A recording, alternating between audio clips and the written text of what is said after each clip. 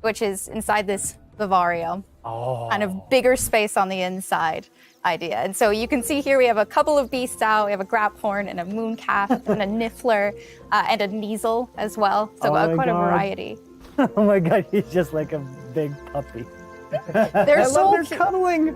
Oh my God, they're together. Oh, that's so cute. They're adorable. And so part of beast care is petting them as well, but feeding them too. And so once you do those things, that's when they feel safe enough that they'll give you their magical ingredients. So mooncalf fur, niffler fur, etc. That can then be used in your gear. That is like so like intuitive because like, you know, that makes sense because when you touch the animals, you get some fur leftovers. That's so, oh my God. Yeah, and we really want to hammer home the fact that this is like a home that you're making for them. So in the overland, you can find these beast dens and rescue these beasts. Part of doing so is brushing them and feeding them food as well, and to build that relationship with your beasts. In addition to be able to care for beasts, you can actually conjure things in this space as well. The house, the cottage. Yeah, right. And so we have like a lot of little ornaments in this area, and a lot of them are purely cosmetic, but they look really cool. Again, it's the personalization of this space.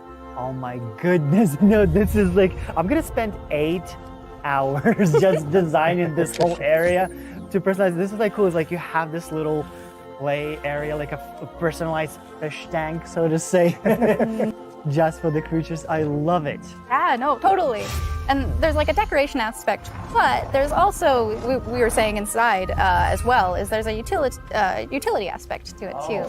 So as you progress in the game and you're able to purchase more conjurations, you're able to speed up your process. So one of them, for example, is the food processor, which allows for the beast in the space to automatically get feed, so you don't have to do it manually.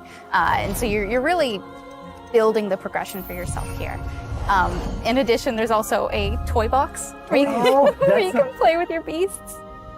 You'll see here, yeah. So you can, there's a bunch of toys in it, and each beast has their own favorite toys. So as you can imagine, the mooncalf really likes the moon ball, or the Kneasel, as like a little cat, really likes to chase the yarn ball as well. Right. And they're super cute. Oh my God. Watching them, it's so cute. And the big thing we really wanted to hammer home is that the world is a dangerous place. And so by going and rescuing these beasts and bringing them back here and caring for them, you're really helping them out. There's poachers in the overland who hunt these beasts for their material. So instead, you're caring for them. You're giving them a home. Right. Oh my God, this graphorn is just gigantic. But he looks like my dog. He's my dog right now, for sure. You could actually name them as well. So like your dog. So getting back into that personalization, you know, yeah, we didn't want you to just like throw in, oh, here's a graphorn in here. Like this can be named whatever Andrew's about to name them. Bruce. That's a good name. Nice. You know, we've created this really nice space, and you can get additional vivariums, correct? To different kind of aesthetics and looks to where you're keeping your beasts and caring for them. Progression is a big part of this space as well. So as you progress through the story, you will unlock more vivariums. So as you can see, this one's quite meadow themed, big, open, bright, but there's other ones, say like a swamp that you might encounter. And it's really a visual effect and more space for your beasts. Oh, so it's like those, so when we're inside the room requirement, there's like on the left, there's that moon glow from one entrance and then some shrubbery going on the right. Is that what you're talking about? Yep, that's exactly it. Ah, oh, you put trees in here too. Oh my goodness. And another thing with the beast care that I think is great, you know, tying back to this same kind of thing that you did with like the broom, where the broom is not just a method of travel, it's actually built in and integrated into the world.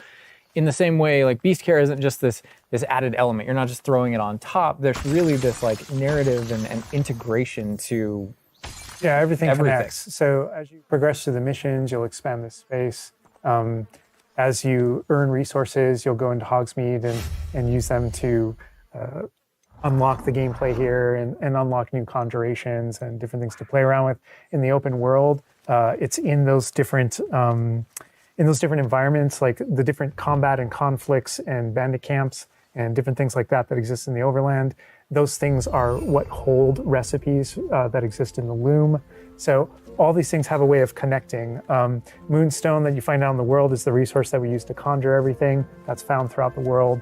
Forageables are used for recipes. So really everything's like a cycle and keeps you coming back. But even with the story that's being told too, I think people know who Poppy is and that she has a particular affinity for beasts. Yeah, I mean, I think everything we're seeing here, you're going to be venturing out into the world, and this is just kind of the tip of the iceberg, even of kind of like your interactions with beasts in that narrative. So you bringing up Poppy, there are more kind of mysteries to discover and things to discover out in the world that have to do with her and that have to do with caring for beasts.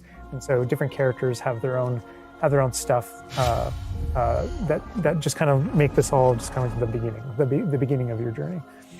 Well, we could spend hours in here, but we're going to have to end the